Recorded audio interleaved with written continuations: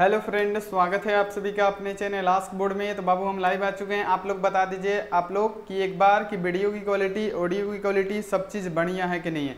देखिए आज का जो क्लास होने वाला है आपके लिए बहुत ज़्यादा इंपॉर्टेंट होने वाला है, क्योंकि आज हम लोग पढ़ने वाले क्या क्लास 12th का केमिस्ट्री, जो आपके लिए यहाँ देखिए काफ़ी ज़्यादा इंपॉर्टेंट होने वाला है। केमिस्ट्री बाबू ऐसा सब्जेक्ट है जिसको पढ़ना आपके लिए काफ़ी ज़्यादा इंपॉर्टेंट है। और आज हम लोग क्या पढ़ने वाले हैं, क्लास 12th केमिस्ट्री का बाबू यहाँ पे देख लीजिए 10 यहाँ आप देख लीजिए सब्जेक्टिव क्वेश्चन पढ़ेंगे। और ये 10 सब्जेक्टिव क्वेश्चन ऐसे हैं जो आपके फाइनल बोर्ड परीक्षा के लिए काफ़ी ज़्यादा महत्वपूर्ण होने वाला है। तो सभी बच्चे क्या कीजिए, एक बार इस वीडियो को शेयर कर दीजिए अपने दोस्तों के पास, और यहाँ आप देख लीजिए उन लोगों को भी बुला लीजिए, क्योंकि ये क्लास बहुत ज़्यादा इंपॉर्टेंट होने वाला है। तो सभी बच्चों को गुड मॉर्निंग। सभी बच्चे एक बार बताइए कि आप लोग कैसे हैं। सभी बच्चे बता दीजिए, तो एक बार सभी बच्चे बता दीजिए एक बार आप लोग कि आप लोग कैसे हैं। और देखिए आज की इस वीडियो में हम लोग क्या करने वाले हैं, आज की इस वीडियो में हम लोग ध्यान रखिएगा सभी स्टूडेंट, आज की इस वीडियो में हम लोग क्लास 12th केमिस्ट्री का बाबू यहाँ पे देखिए 10 सब्जेक्टिव क्वेश्चन को कवर करने वाले हैं। और ये 10 सब्जेक्टिव क्वेश्चन ऐसा यहाँ पे किया जाएगा कि तुरंत आपको अभी के अभी याद हो जाए। तो यहाँ पे देखिए 10 सब्जेक्टिव क्वेश्चन बताएंगे जो 2024 बोर्ड परीक्षा के लिए काफ़ी ज़्यादा महत्वपूर्ण होगा। और ये गेस किया हुआ यहाँ पे देखिए सब्जेक्टिव आपको बताया जा रहा है जो एग्जाम में लड़ने का इसका बहुत सारा चांस है। तो सभी बच्चे यहाँ पे क्या कीजिए, लाइव आजिए। और देखिए चैनल पे पहली बार आए हैं, चैनल को सब्सक्राइब कर दीजिए।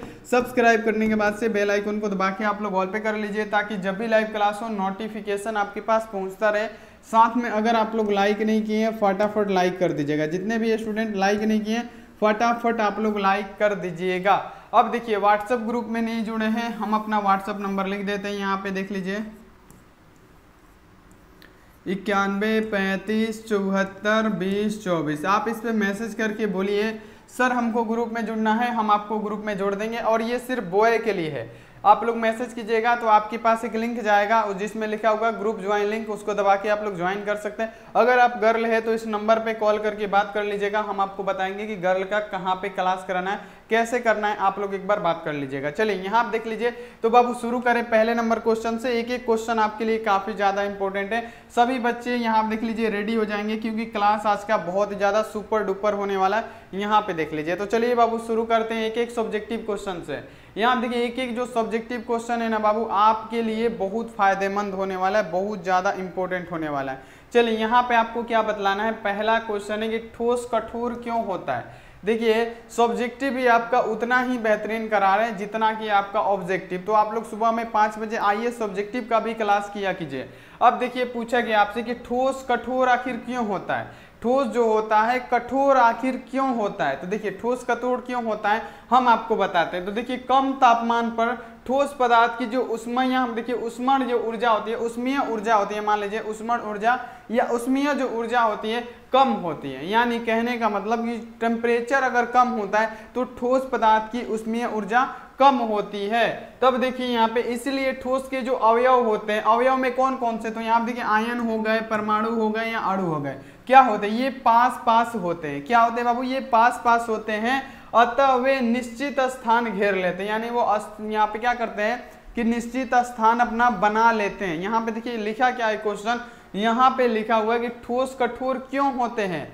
यहाँ पे आपको ये बतलाना है कि आखिर जो ठोस होता है ठोस कठोर क्यों होता है। तो ठोस कठोर क्यों होता है, तो बाबू ठोस का एक निश्चित ज्यामितीय आकृति होता है। यहाँ पे देखिए उसके अवयवी कण क्या होते हैं, आपस में एकदम यहाँ पे देखिए सटे सटे रहते हैं, पूरा यहाँ पे देखिए जटिल होते हैं, आपस में सटे सटे रहते हैं। यहाँ पे देखिए यहाँ पे आपको क्या बतलाना है, ठोस कठोर क्यों होता है। तो बाबू ठोस, यहाँ देखिए ठोस का जो तापमान, यहाँ देखिए कम तापमान पर जो ठोस पदार्थ की जो उष्मीय ऊर्जा होती है वो कम होती है, इसीलिए ठोस के जो अवयव हैं पास पास होते हैं, अतः ये निश्चित स्थान घेर लेते हैं। यानी उन लोगों का जो स्थान होता है वो क्या होता है, निश्चित होता है। अवयव केवल अपने स्थान पर यहाँ देखिए दोलन करते हैं, यानी जितना जो स्थान निश्चित किए हुए हैं उसी पे वो दोलन करेंगे। यहाँ पे आप लोग ये याद रखिएगा, इसी कारण है कि ये जो ठोस होता है वो कठोर होता है। और जो ठोस के अवयवी कण होते हैं ना, सबसे बढ़िया जो ठोस के अवयवी कण, ठोस कठोर इसीलिए होता है, आप लोग ऐसे भी लिख सकते हैं कि ठोस कठोर इसीलिए भी हो सकता है क्योंकि जो ठोस पदार्थ के अवयवी कण है वो एक दूसरे के यहाँ देखिए बहुत ही करीब होते हैं और जितने भी उसके अवयव होते हैं वो क्या करते हैं, अपना निश्चित स्थान बना लेते हैं और वो निश्चित स्थान से हटते नहीं है, उसी निश्चित स्थान पे घूमते रहते हैं। इसलिए जो ठोस होता है वो क्या होता है बाबू, ये कठोर होता है। तो यहाँ पे ये आपको मिल गया कि ठोस कठोर क्यों होता है, क्योंकि ठोस के जो अवयवी कण होते हैं एक दूसरे से सटे रहते हैं, बहुत करीब करीब रहते हैं। ये आपको याद रखना है, तो ये आप लोग याद रखिएगा। तो ये बाबू क्वेश्चन याद हो गया, आप लोग इसको ऐसे एक्सप्लेन कर सकते हैं। अगला क्वेश्चन देख लीजिए कि वर्णन, यहाँ देखिए वर्णन करे कि अनादर्श विलयन राउल्ट नियम का पालन नहीं करता है। बाबू राउल्ट के नियम का पालन, यहाँ देखिए राउल्ट का नियम का, यहाँ देखिए आदर्श विलयन अनादर्श विलयन, ये तो आप लोग जान चुके हैं। आदर्श विलयन क्या होता है, तो आदर्श विलयन वो होता है जो राउल्ट के नियम का पालन करे, उसे बोलते हैं हम लोग आदर्श नियम। यहाँ पे किसका, तो राउल्ट के आदर्श नियम। अब यहाँ देखिए अनादर्श विलयन किसे कहते हैं, तो अनादर्श विलयन किसे कहते हैं, जो राउल्ट के नियम का पालन नहीं करता है उसे अनादर्श विलयन कहते हैं। तो यहाँ पे ये आपको क्लियर हो गया कि ये आदर्श विलयन और अनादर्श विलयन क्या होता है। लेकिन ये क्वेश्चन आपसे हटके पूछा है, देखिए पूछा गया है कि वर्णन करें, आपको वर्णन करना है कि अनादर्श विलयन राउल्ट के नियम का पालन नहीं करता है। क्यों नहीं करता है, ये तो हमको पता है कि आदर्श विलयन क्या होता है, अनादर्श विलयन जो होता है राउल्ट के नियम का पालन नहीं करता है। तो देखिए क्यों नहीं करता है ये हम आपको समझाते हैं कि जब कोई विलयन सभी सांद्रताओं पर राउल्ट के नियम का पालन नहीं करता है तो यह अनादर्श विलयन कहलाता है। यानी कहने का मतलब जो राउल्ट के नियम का पालन ना करे वो क्या होता है, वो अनादर्श विलयन होता है। इस प्रकार के विलयन का जो वाष्प दाब होता है राउल्ट के नियम के द्वारा प्रयुक्त किए गए वाष्प दाब या तो अधिक होता है या तो कम होता है। यही कारण है कि बाबू क्या होता है, जो यहाँ पे अनादर्श विलयन होता है वो राउल्ट के नियम का पालन नहीं करता है। नहीं समझ में आया, चलिए कोई बात नहीं, हम फिर से आपको समझाते हैं, अब की बार पूरा आपको समझ में आएगा। चलिए आप लोग ध्यान दीजिएगा। देखिए क्वेश्चन है कि वर्णन करे कि अनादर्श विलयन राउल्ट का नियम का पालन नहीं करता है। सबसे पहले आपको ये लिखना है कि आप देखिए कि जो यहाँ देखिए अनादर्श विलयन है वो राउल्ट के नियम का पालन नहीं करता है। यहाँ आप देख लीजिए जो राउल्ट का नियम का पालन ना करे उसे हम लोग अनादर्श विलयन कहते हैं, इतना लिख दीजिएगा। अब देखिए इस प्रकार के विलयन का यानी आप देखिए अनादर्श विलयन के, यानी कहने का मतलब इस प्रकार के विलयन के यानी कौन, अनादर्श विलयन। यहाँ देखिए इस प्रकार के विलयन का जो वाष्प दाब होता है राउल्ट के नियम द्वारा यहाँ देखिए प्रयुक्त किए गए होते हैं, राउल्ट के नियम के द्वारा प्रयुक्त किए गए होते हैं, या तो ये अधिक होते हैं या तो ये कम होते हैं। यही कारण है कि बाबू यहाँ पे क्या होता है कि जो यहाँ पे अनादर्श विलयन होता है वो राउल्ट के नियम का पालन नहीं करता है, क्योंकि या तो ये क्या होता है, अधिक होता है या तो ये कम होता है, निश्चित नहीं होता है, इसलिए यह राउल्ट के नियम का पालन नहीं करता है। तो ये आप लोग याद रखिएगा, बहुत इंपॉर्टेंट क्वेश्चन है, सभी क्वेश्चन इंपॉर्टेंट है, सभी बच्चे इसको याद कर लेंगे। बहुत ज्यादा इंपॉर्टेंट क्वेश्चन बता रहे हैं, जितना भी बताएंगे सब आप लोग याद कर लीजिएगा। चलिए तीसरा क्वेश्चन देखिए, तो बाबू तीसरा है कि साबुन की शोधन क्रिया समझाएं। अब बताया साबुन की शोधन क्रिया को आपको समझाना है, जल्दी से जल्दी यहाँ पे इसका आंसर दीजिए। तो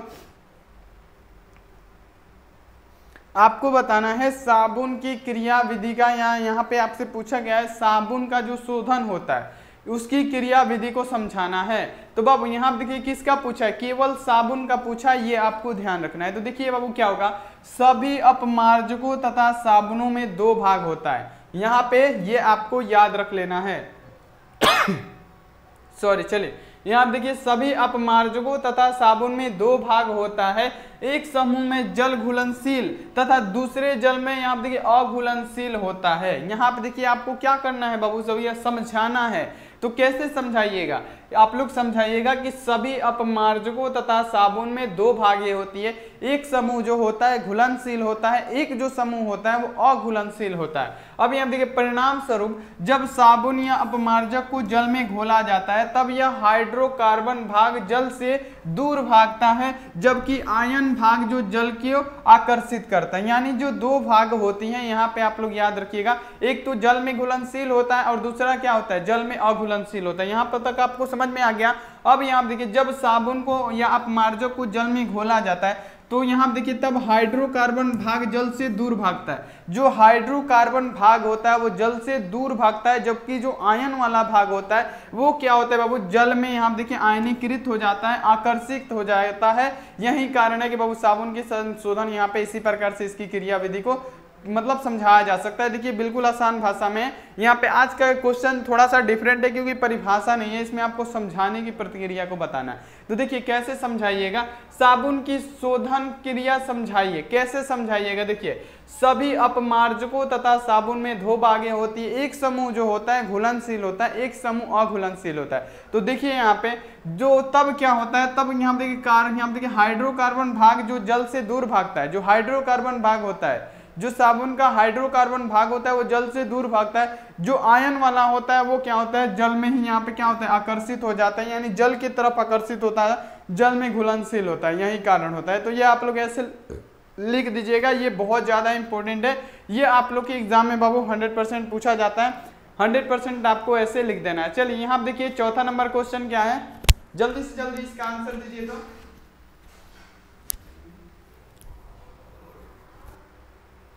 देखिए चौथा नंबर क्वेश्चन है कि प्रतिलौह चुंबकीय और यहाँ देखिए फेरी चुंबकीय पदार्थ में अंतर स्पष्ट करें।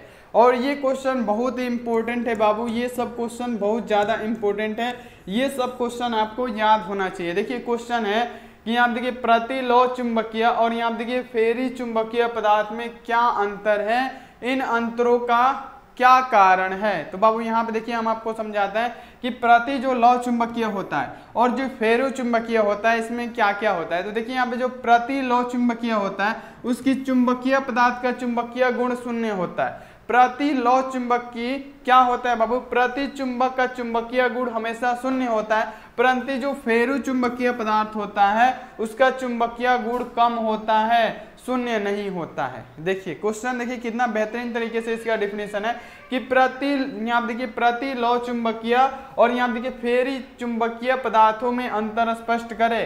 तो देखिए क्या लिखिएगा, जब प्रति चुंबकीय प्रति लौह लिखिएगा चुंबकीय, तो यहाँ देखिए प्रति लौह में क्या होता है कि चुंबकीय पदार्थों का चुंबकीय गुण शून्य होता है, परंतु जो होता है फेरो चुंबकीय पदार्थ में जो फेरो चुंबकीय का चुंबकीय गुण होता है वो शून्य नहीं होता है। यहाँ तक आप लोग लिख दीजिएगा। ऐसे इसलिए क्योंकि प्रति लौह चुंबकीय पदार्थ में यहाँ देखिए डोमेनों की चुंबकीय आघूर्ण जो होती है उसका संरक्षण यहाँ देखिए समानांतर एवं यहाँ देखिए प्रति समानांतर उत्तर दिशाओं के समान होता है, जबकि जो फेरी चुंबकीय पदार्थ होता है इसमें क्या होता है, पदार्थों में यह असमान होता है। इसमें क्या होगा, समान होगा और इसमें क्या होगा, असमान होगा, यही कारण है। तो बाबू यहाँ देखिए कारण भी आपको बताना है, तो इसमें कारण भी है और आपको यहाँ देखिए अंतर भी स्पष्ट आ गया। देखिए इसीलिए यहाँ देखिए छोटे छोटे डेफिनेशन लिखा जाता है लेकिन सटीक डेफिनेशन लिखा जाता है। देखिए हम आपको फिर से समझाते हैं, समझ में आएगा कि प्रति चुंबकीय और फेरी चुंबकीय पदार्थ में अंतर क्या है। तो प्रति चुंबकीय पदार्थ क्या होता है, प्रति चुंबकीय पदार्थ की जो चुंबकशीलता होती है शून्य होती है, परंतु फेरी चुंबक यहाँ पे जो फेरी चुंबकीय होती है उसकी जो चुंबकशीलता होती है कम होती है लेकिन शून्य नहीं होती है। ये तो अंतर स्पष्ट हो गया। कारण देखिए कि ऐसे इसलिए क्योंकि जो प्रति लौह चुंबकीय पदार्थ में जो डोनेमो का यहाँ देखिए चुंबकीय आघूर्ण होता है वो संरक्षण समानांतर एवं यहाँ देखिए प्रति समानांतर उत्तर दिशा के समान होता है, जबकि यहाँ देखिए फेरी चुंबकीय पदार्थ में क्या होता है, यह जो होता है असमान होता है। तो ये आप लोग लिख दीजिएगा, 100% आपका राइट आंसर है। आपको इसी तरह इसको एक्सप्लेन करना है, तो उम्मीद है कि ये आप लोग लिख दीजिएगा। अगला क्वेश्चन देख लीजिए, और ये देखिए इंग्लिश मीडियम वालों के लिए। इंग्लिश मीडियम वाले फटाफट इसका स्क्रीनशॉट ले लीजिए सभी बच्चे, क्योंकि ये क्वेश्चन इंपॉर्टेंट है, सभी बच्चे ले लीजिए। चलिए अगला क्वेश्चन देख लीजिए बाबू। यहाँ पे अगला क्वेश्चन क्या है कि अणु संख्या गुणधर्म क्या है। चलिए अणु संख्या गुणधर्म क्या है इसका उदाहरण दें, अणु संख्या गुणधर्म। और ये क्वेश्चन बाबू याद रखिएगा इंपॉर्टेंट है, यहां पे बताना है अणु संख्या गुणधर्म क्या है, इसके उदाहरण दें।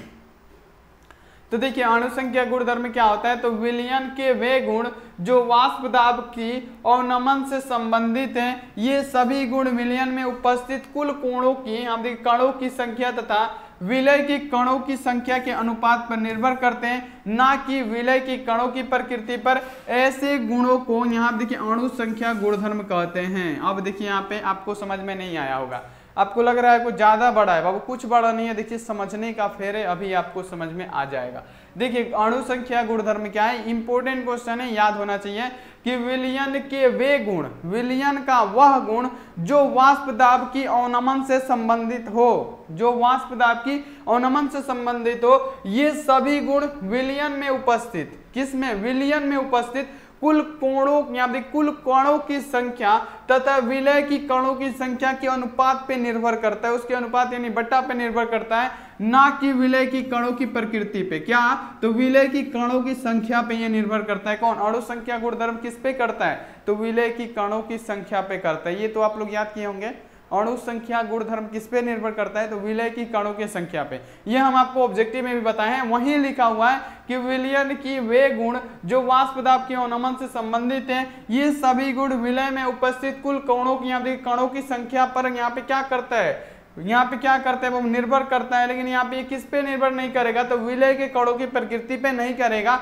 ऐसे गुणों को ही हम लोग अनुसंख्या गुणधर्म कहते हैं। अनुसंख्या गुणधर्म 4 प्रकार के होते हैं बाबू। कौन कौन? तो यहाँ पे याद रखिएगा सभी बच्चे बाबू। यहाँ पे प्रकार भी पूछा है, कौन कौन से प्रकार होते हैं? तो देखिए, पहला होता है वाष्प दाब का अवक्षेपी का अवनमन, क्वथनांक का उन्नयन, हिमांक का अवनमन, प्रासरण दाब। आपसे कभी कभी हम यहाँ पे बहुत बार बता चुके हैं कि कौन अणु संख्या गुणधर्म है। तो बाबू यहाँ आप देख लीजिए, यही सब अणु संख्या गुणधर्म है। इससे ऑब्जेक्टिव भी बनता है, सब्जेक्टिव भी बनता है। तो यहाँ पे ये क्वेश्चन आपको याद होना चाहिए कि कौन कौन से प्रकार हो गया। तो वाष्प दाब का अवक्षेपी का अवनमन, क्वथनांक का उन्नयन, हिमांक का अवनमन, प्रासरण दाब, ये सब क्या होता है? अनुसंख्या गुणधर्म होता है। अनुसंख्या के गुणधर्म के 4 प्रकार होते हैं, ये आप लोग याद रखिएगा। ये क्लास जो है, ये जो क्वेश्चन है इंपॉर्टेंट है। अगला क्वेश्चन देख लीजिए बाबू। यहाँ पे अगला क्वेश्चन क्या है?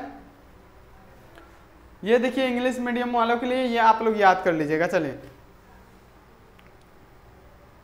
चलिए अगला क्वेश्चन देख लेते हैं बाबू। यहाँ पे अगला क्वेश्चन क्या है कि हेनरी के नियम का नियतांक यानी KH के महत्व क्या है? बाबू देख लीजिए, कितना जबरदस्त क्वेश्चन लाए हैं।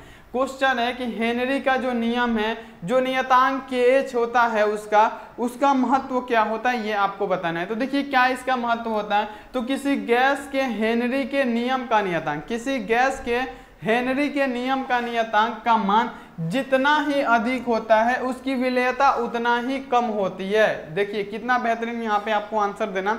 देखिए इसका महत्व क्या हो जाएगा कि किसी गैस के हेनरी के नियम का नियतांक का मान, यहाँ पे याद रखिएगा, किसी गैस के हेनरी के नियम का नियतांक का मान जितना ही अधिक होता है, आप देखिए उसकी विलेयता उतना ही कम होती है। जितना मान इसका अधिक, विलेयता उतना ही कम होता है।